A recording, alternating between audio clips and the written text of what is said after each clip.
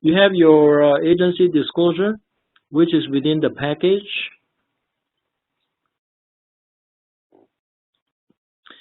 And then your possible representation of more than one buyer or seller. This is a standard package. You always have to fill it out.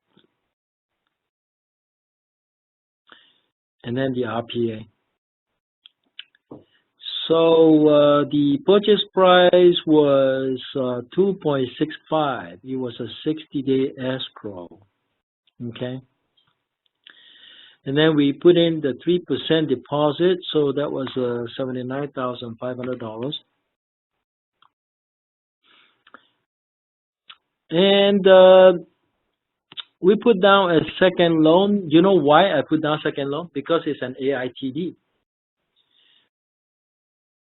There's already an existing first loan against the property. Whatever the amount was, there was an existing first loan. AITD by definition is a junior loan. So when you do an AITD, seller does not pay off the existing loan. You just tag on a junior loan to the existing first loan. That's why this box is checked, because the AITD is the second loan. Now, this is the original, oops, what have I done? Sorry about that. Okay. So the second loan is for $1.4 million.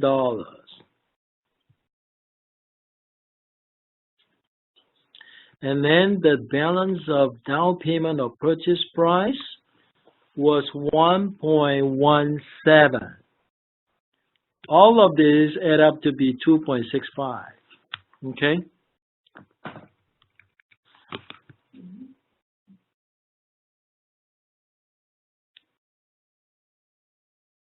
So we got, but then there was a first loan here though.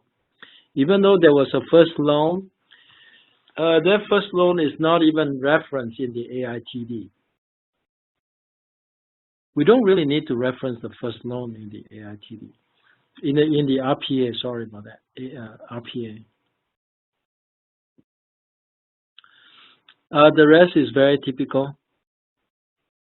Okay.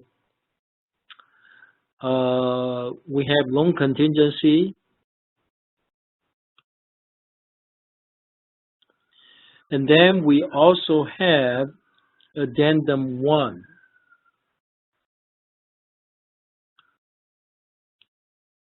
And the rest of this is just the typical split. Escrow fee is 50-50. And then both escrow and title is just seller's choice. Okay? And then the home warranty is $600 maximum. And we're making the buyer, seller pay for it.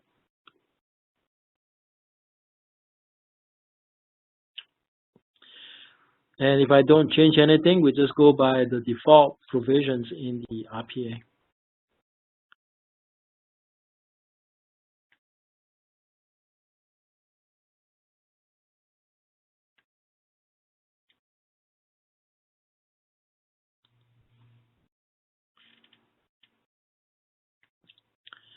So the rest of it is really no difference from a standard purchase.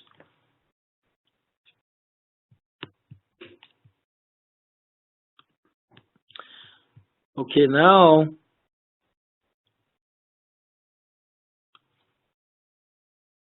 there should be an addendum 1.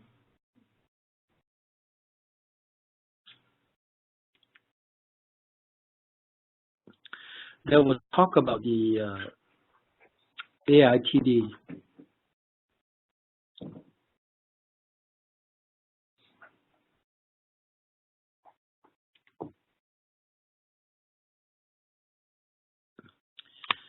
Instead of finding the addendum 1. We got the addendum 2. You see the addendum 2, okay? Let me see if I can find the addendum 1.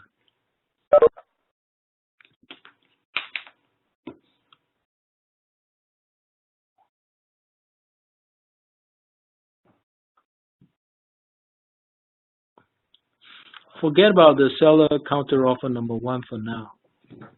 I think ultimately we just decided to use one client. Here's addendum 1, right? Okay. I know I see it, but it's not the signed version. Even though it's not a signed version, we can take a look at it. This is the addendum 1 I actually prepared anyway. It says buyers waive appraisal and loan contingencies. So after negotiating, we decided that since the seller is giving us the AITD, well, if the seller is giving you the AITD, do you need the appraisal contingency? No. He's doing seller financing. Why do you need the appraisal? Because the reason why we wind up with AITD has to do with the fact that it will not be appraised for 2.65. It will be a lower number. So we don't need the appraisal contingency. Why do we need a loan contingency? No, we don't. Because the seller is providing the loan, right? The financing. So we don't need any of that.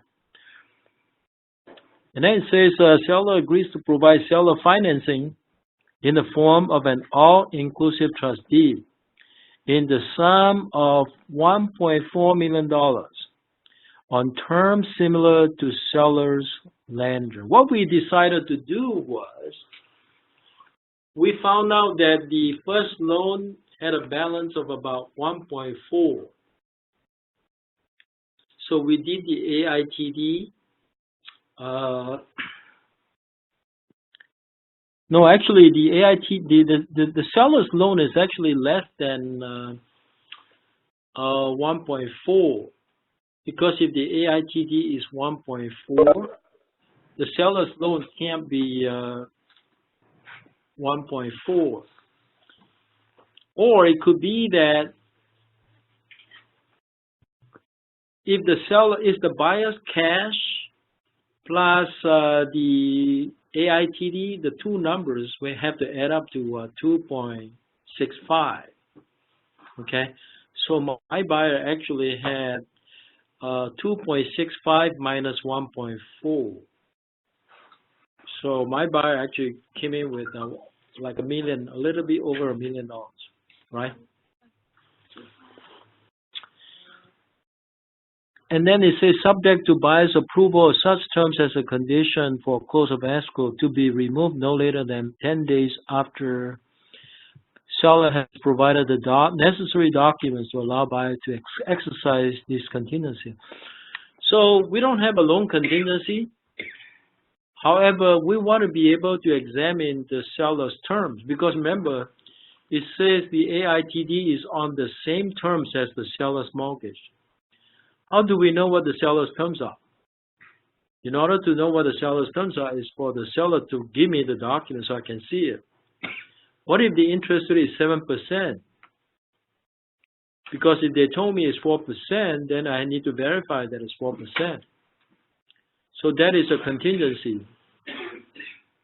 Not a loan. The loan is not a contingency, but the buyer's right to examine the seller's mortgage is a contingency. Okay. And then the next condition is seller agrees to complete seller's portion of the seller financing addendum and disclosure sufficient to allow buyer to receive the necessary information on seller's first loan. There is a standard zip form. It's called the seller financing addendum and disclosure. That's the form we're going to look at afterwards. And we want the seller to complete that form. Last condition, buyer agrees to provide the necessary signatures on the seller financing addendum and disclosure to complete the document. So both the seller and the buyer agrees to fill out that seller financing and disclosure. Okay, so that's addendum 1. Now let's look at addendum 2.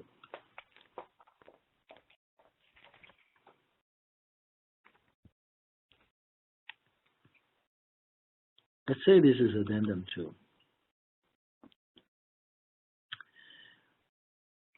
After addendum 1, seller requested some changes. So we use addendum 2 to modify the RPA. So now the purchase price is reduced to 2.64. So what we did was we negotiated down from 2.65. Okay. Who's making all of this noise? You, Santa. Okay. So the purchase price is then reduced to 2.64, representing seller's agreement to reduce the purchase price in lieu of satisfying buyer's suggested repair subject to buyer's approval within 48 hours upon receipt of completed seller financing addendum disclosure as required under the original purchase agreement. So originally our purchase price was 2.65, and then we went ahead with the inspection. During the inspection, my buyer wasn't too happy with the condition of the property, so they wanted me to go back and renegotiate the purchase price. So I successfully lowered the purchase price from 2.65 to 2.64. Okay.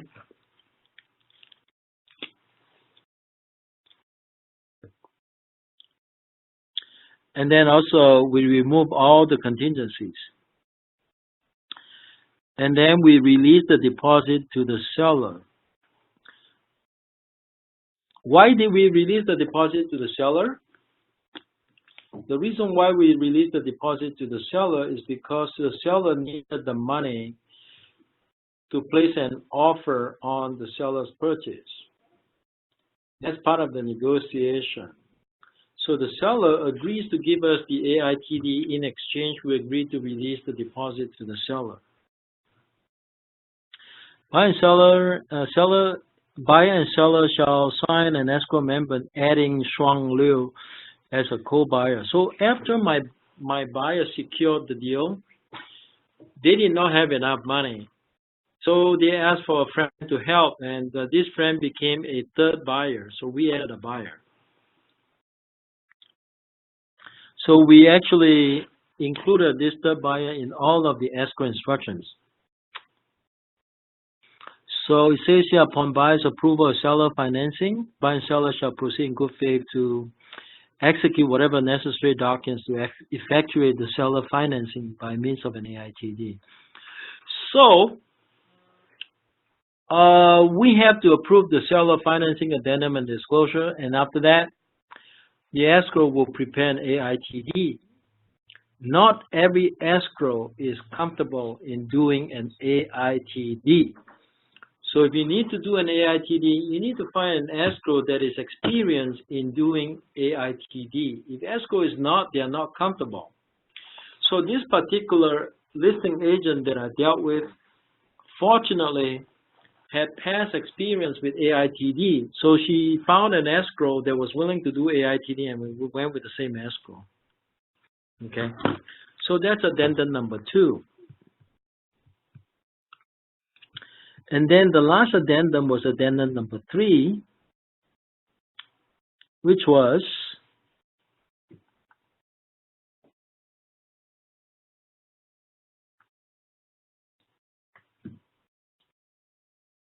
here's addendum number 3. All right. Okay. Addendum number 3 is really not important. Basically, what happened is I need to kind of explain this to you so you can appreciate it. All right. Pay attention here. Seller and buyer agree the seller shall keep the address to each seller's current lender on their deed of trust.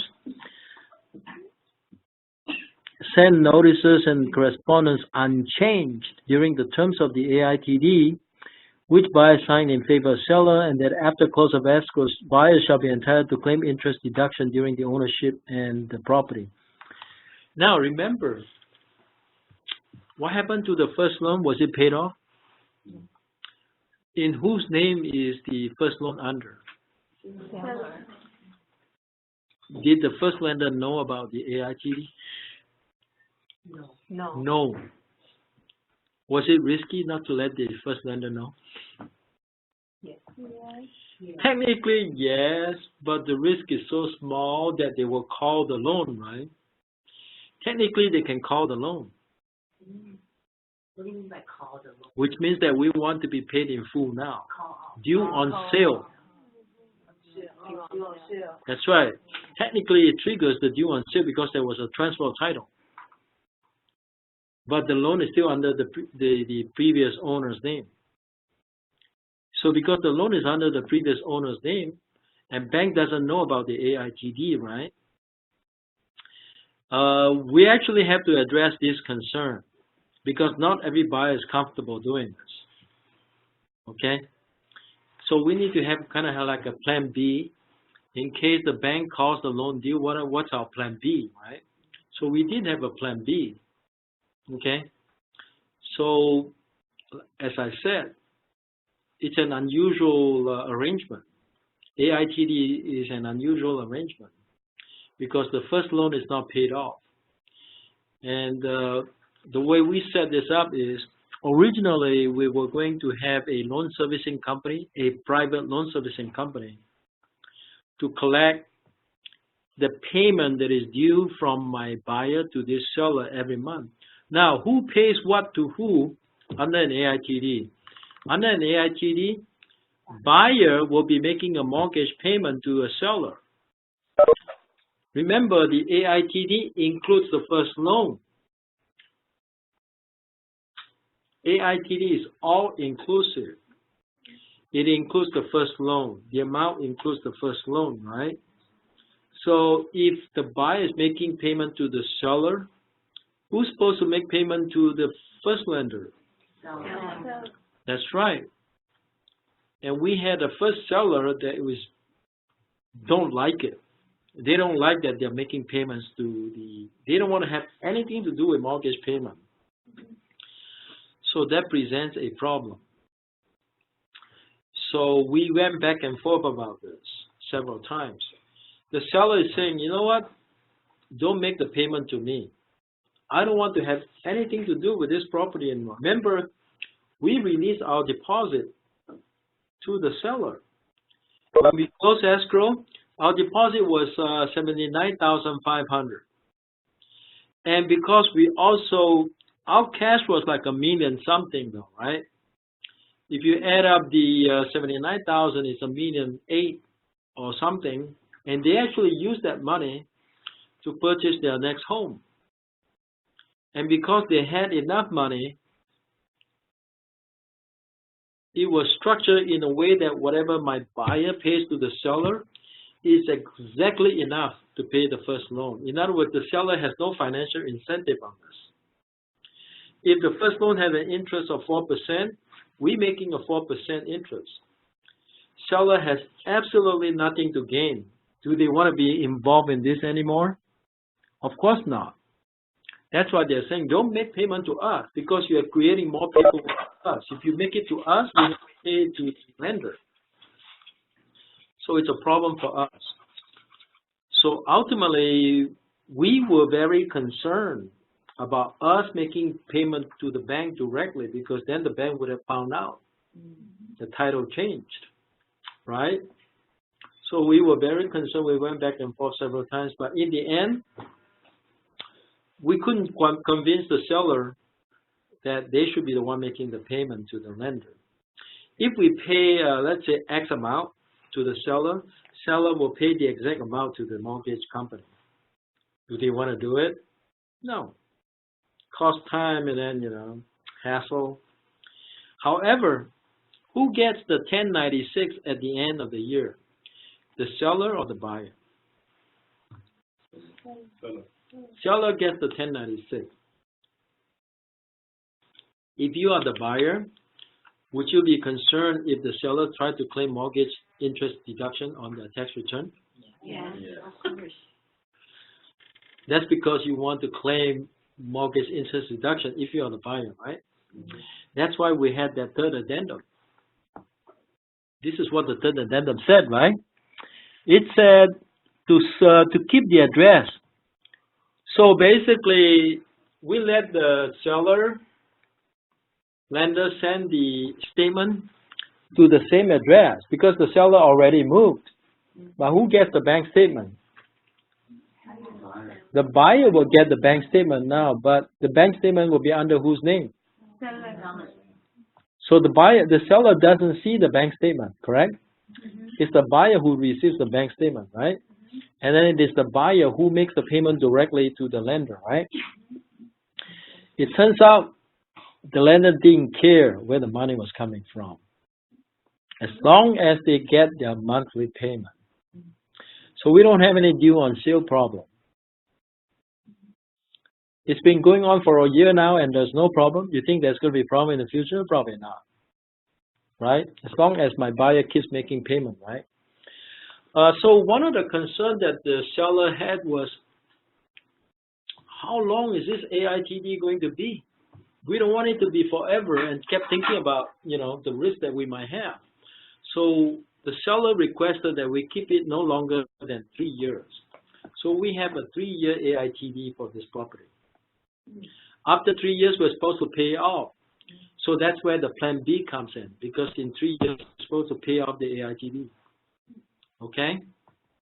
So it was like a transition thing, because my buyer could not get financing. And my buyer really wants this property. So we went with an AITD. Okay? Now, so we were able to claim the mortgage interest deduction. And the seller doesn't have anything to do with the property anymore. And the lender gets their payment. Everybody's happy, right? No problem, right? Your mortgage is under the seller's name. How can buyer, because it's filed with your social security number, right? How can buyer claim mortgage? That's a CPA question. It's not our concern. That's a CPA question. They have to get the answer from the CPA, okay? Actually, legally, yes, they can. It doesn't matter as long as your CPA explained to the IRS. Yeah, the CPA just has to explain to the IRS. Huh? What? So you mean how the CPA will explain to the Yeah, she's a CPA, so she was in accounting. Okay. But anyway, so that's how you will structure an AITD. Okay. So everything has gone very smoothly, and I have not received any calls. Of course, one of the concerns as a realtor is getting calls from the client when they have a problem like that. So, if they ever had experience doing this, you get scared. Because what if my buyer runs into trouble and they come back to me? Okay? Certainly a concern, but you have to explain all the risks to the buyer, making sure they understand the risk, and make sure you have a plan B. Okay? It's the buyer's risk or the seller's risk? Both. That's right. Both also at risk. Now let's look at the seller financing addendum. How you're supposed to fill this out. Okay. This is the addendum that we have.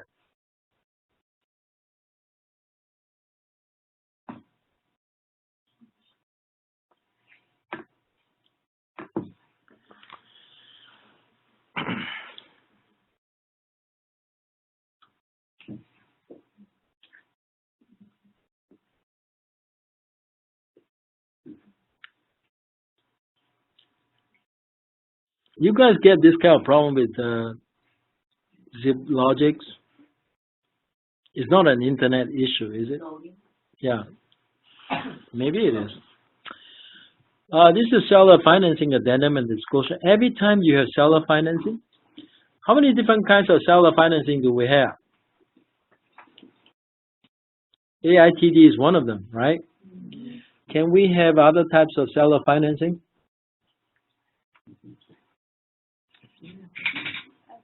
Yes. It doesn't have to be an AITD.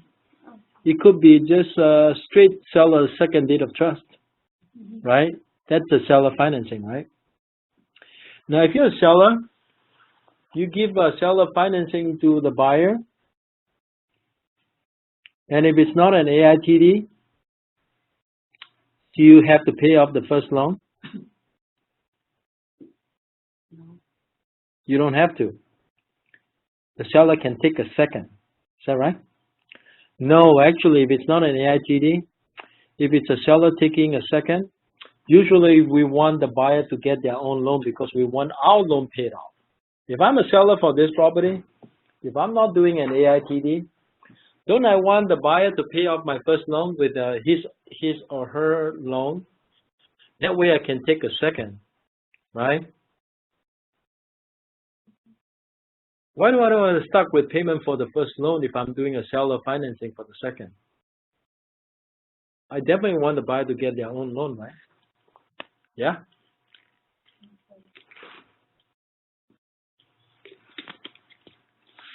Okay, now this is how you fill out the seller financing addendum and disclosure. We don't have to deal with, let's see, which part did I fill out? I did not fill out anything. So what that means is, this is not the form we actually use. It's something else. I actually use another form, okay?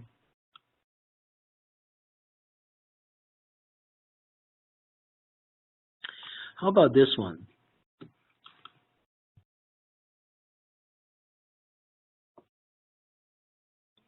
I know why I didn't fill out, because the seller's supposed to fill out. And when I gave it to the seller, seller didn't know how to fill it out. So it turns out that I fill this in for the seller, and then make the seller sign it. Okay? All right. Now, it has, the seller's first loan actually had a balance of 1.398, interest rate of 3.5. And that's very low interest rate. I think this was a 40-year loan. The seller had a 40-year loan. He was in foreclosure. He did a loan modification, and he got a 40-year loan. He got very low interest rate for a 40-year loan. Okay? Yep. And the monthly payment was $3,941 for the seller. And we are doing an AITD for 3 years. That's why I have it here for 3 years. So exact same terms as the seller's mortgage. So that's why the seller don't want us to pay him. The seller wants us to pay the lender directly because it's the exact same terms that he has. Okay? And then this one has a late charge of 5%. Balloon payment, which was 3 years from July 31st. 2016. So we have a balloon payment for the AITD, and there is a due on sale clause. And the seller wants to request a copy of notice of default in case the buyer doesn't pay the first mortgage. And the seller also requests for a notice of delinquency. If I'm a seller, I want to check both box number 8 and number 9. If I'm a seller, why do I want to check box number 8 and number 9? Remember, I'm still on the hook. If the buyer doesn't pay, should I not be concerned? I should be concerned, right? So I want to protect myself. So I want a copy of all the notice of default and the notice of delinquency, right? Okay. Tax service, certainly, we need to decide if property tax on the property becomes delinquent, the tax service will be arranged to report to seller. If I'm a seller, I also want to receive notice in case the buyer doesn't pay the property taxes.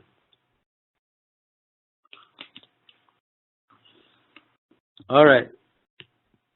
Title insurance, always check hazard insurance check. Okay.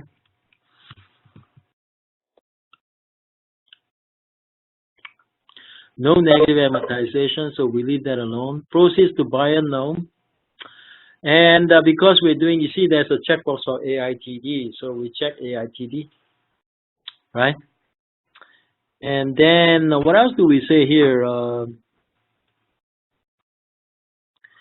So we're making the buyer responsible for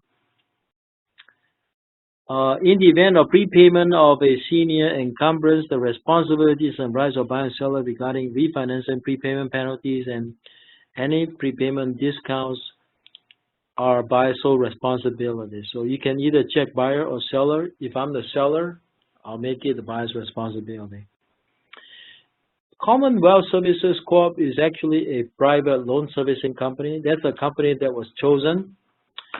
But by the time we close escrow, they're out of business. That's why my buyer is making payment to the lender directly.